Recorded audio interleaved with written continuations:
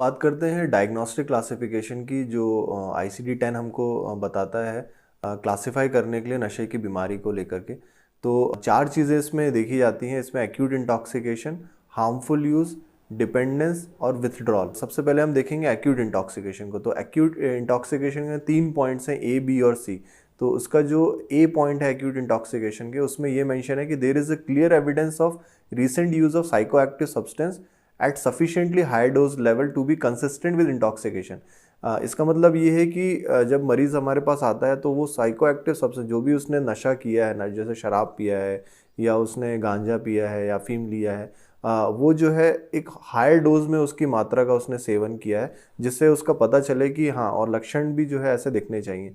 और जो point B है उसमें ये मेंशन है कि सिम्टम्स और science of intoxication compatible to known substance of that compatible to that particular substance।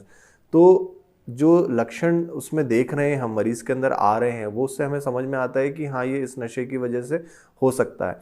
तो ये इसका पॉइंट बी में मेंशन है। और पॉइंट सी में मेंशन है कि this is not accounted for by any medical disorder और any other substance unrelated to substance use disorder.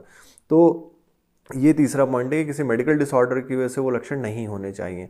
तो ये 3 पॉइंट्स हमें देखना होता है एक्यूट इंटॉक्सिकेशन। एक्यूट इंटॉक्सिकेशन का अगर हम लिटिल मतलब देखें तो उसका मतलब होता है कि जो नशा किया गया है वो काफ़ी ज़्यादा मात्रा में किया गया। तो ये 3 पॉइंट से हम पता लगाते हैं कि मरीज़ को क्या एक्यूट इंटॉक्सिकेशन हुआ है। उसके वजह से उसके बाद जो है हम मैनेजमेंट प्लान करते हैं, उसको ट्रीट करने की कोशिश करते हैं। उसके बाद जो सेकेंड है वो ये है, ICD-10 बताता है, वो है हार्मफुल यूज़। तो हार्मफुल यूज़ में क्या होता है, इसमें जो है 4 पॉइंट्स जो है हम देखते हैं, ए, बी, सी और डी, इस हार्मफुल यूज़ को समझने के लिए और उसको क्लासीफाई करने के लिए। तो जो पॉइंट ए है उसमें ये मेंशन किया गया, there is a clear evidence that the substance use was responsible for physical और psychological harm including impaired judgement और डिसफंक्शनल बिहेवियर। इसका मतलब ये है कि जो भी इंसान ने नशा किया है उसकी वजह से उसको फिजिकल मतलब शारीरिक परेशानी हुई है और साइकोलॉजिकल परेशानी हुई, मतलब मानसिक परेशानी हुई है। साथ में उसका जजमेंट भी इम्पेयर हो गया कि वो समझ नहीं पा रहा है उसे कब क्या करना है, और उसकी लाइफ में एक जो है डिसफंक्शन पैदा हुआ, उसके बिहेवियर में भी डिसफंक्शन पैदा हुआ है। तो ये पॉइंट ए है कि उस नशे के सेवन के बाद में ये चीज़ें होनी चाहिए। बी पॉइंट में मेंशन किया गया, nature of the harm should be clearly identifiable. कि जो नशे की वजह से जो उस मरीज को परेशानी हो रही है उससे हमें पता चले कि हाँ, वो नशे के सेवन की वजह से ही हो रही है। और उसके बाद जो थर्ड सी पॉइंट है उसमें मेंशन किया है, the pattern of use is persisted for at least 1 month of period and और has been occurring for at least 12 month of period repeatedly. एक महीने के साथ, एक महीने के अंदर या तो उसको लगातार ये परेशानी बनी हुई है, या फिर अगर 1 साल के ड्यूरेशन से अगर वो नशा कर रहा है तो 1 साल के ड्यूरेशन के अंदर रिपीटेडली उसको परेशानी ऐसी आ रही है। तो या तो रेगुलर 1 महीने से परेशानी हो या फिर 12 मंथ्स के ड्यूरेशन के अंदर बीच बीच में उसको दिक्कत आ रही है। तो ये हार्मफुल यूज़ के लिए सी पॉइंट में मेंशन किया गया। जो डी पॉइंट है वो एक्सक्लूजन क्राइटेरिया है कि वो the disorder does not meet criteria for any other mental और बिहेवियरल डिसऑर्डर की जो है किसी और मानसिक रोग की वजह से या फिर कोई बिहेवियरल डिसऑर्डर की वजह से वो परेशानी नहीं होनी चाहिए। तो ये फुलफिल करता है क्राइटेरिया को हमारे हार्मफुल यूज़ के। थर्ड है डिपेंडेंट सिंड्रोम। डिपेंडेंस सिंड्रोम के अंदर हमें 6 फीचर्स बताए गए हैं, क्लिनिकल फीचर्स, कि भाई ये मरीज़ के अंदर हमें मिलने चाहिए, जिसमें से एटलीस्ट 3 जो है 1 मंथ के ड्यूरेशन के अंदर मरीज़ के अंदर जो है परसिस्टेंटली रहने चाहिए, या फिर अगर 1 महीने से कम का अगर ड्यूरेशन में वो लक्षण हमें देखने को आ रहे हैं तो एटलीस्ट वो 12 महीने, 1 साल के ड्यूरेशन के अंदर रिपीटेडली हो रहे होने चाहिए, 1 महीने या 1 महीने से कम के अंतराल में। तो इसमें जो ए पॉइंट है उसमें ये मेंशन किया गया, there is a strong desire और sense of compulsion. Strong desire का मतलब क्या है कि एक उसको नशा लेने का एक क्रेविंग होना, एक मतलब एक अर्ज आना कि भाई हाँ, मुझे नशा लेना है, कंपल्जन हो, उसके बिना मैं नहीं रह पाऊंगा, ये एक उसको जो है डिज़ायर क्रेविंग होना चाहिए। बी पॉइंट के अंदर ये मेंशन है इम्पेयर्ड कैपेसिटी टू कंट्रोल और अनसक्सेसफुल एफर्ट और persistent desire to cut down और कंट्रोल सब्सटेंस यूज़।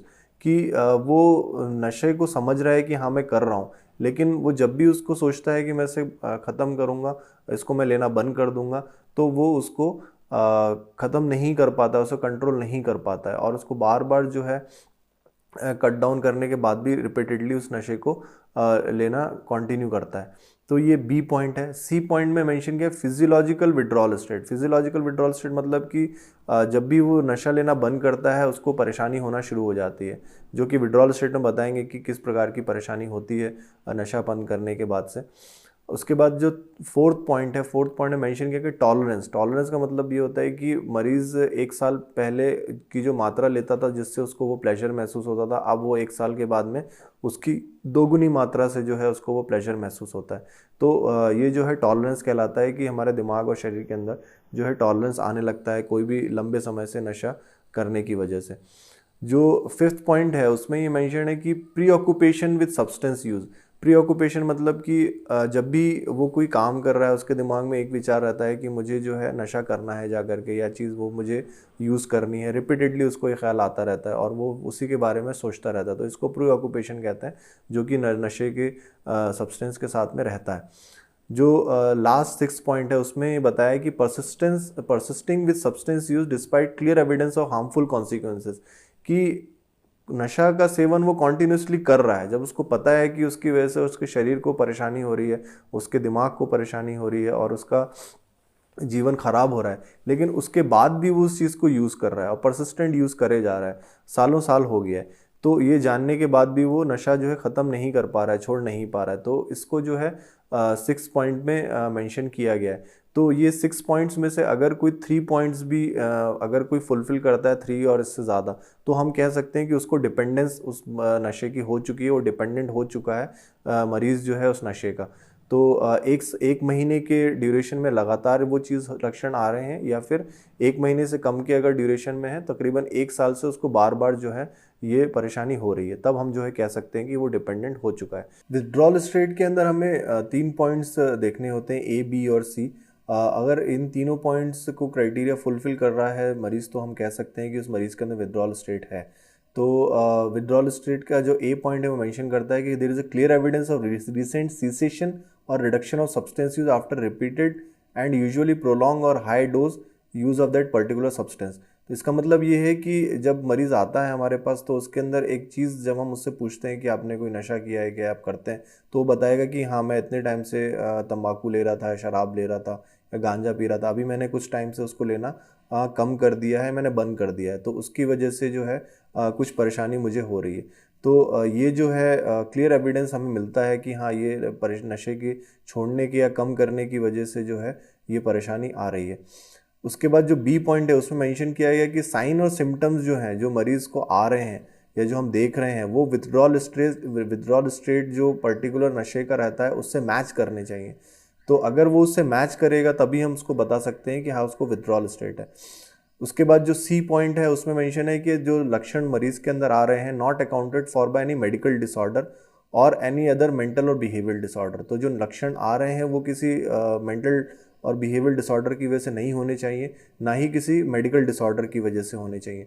तो ये 3 क्राइटेरिया अगर फुलफिल करता है मरीज़, तो हम कह सकते हैं कि ये मरीज़ जो है विथड्रॉल स्टेट में है। तो इससे जो है हमें पता चलता है कि ICD-10 जो है किस तरीके से क्लासिफाई करता है नशे की बीमारी को, और हम इसको क्लास डायग्नोसिस बना करके उसको फिर इसी प्रकार से आगे फर्दर ट्रीट करते हैं।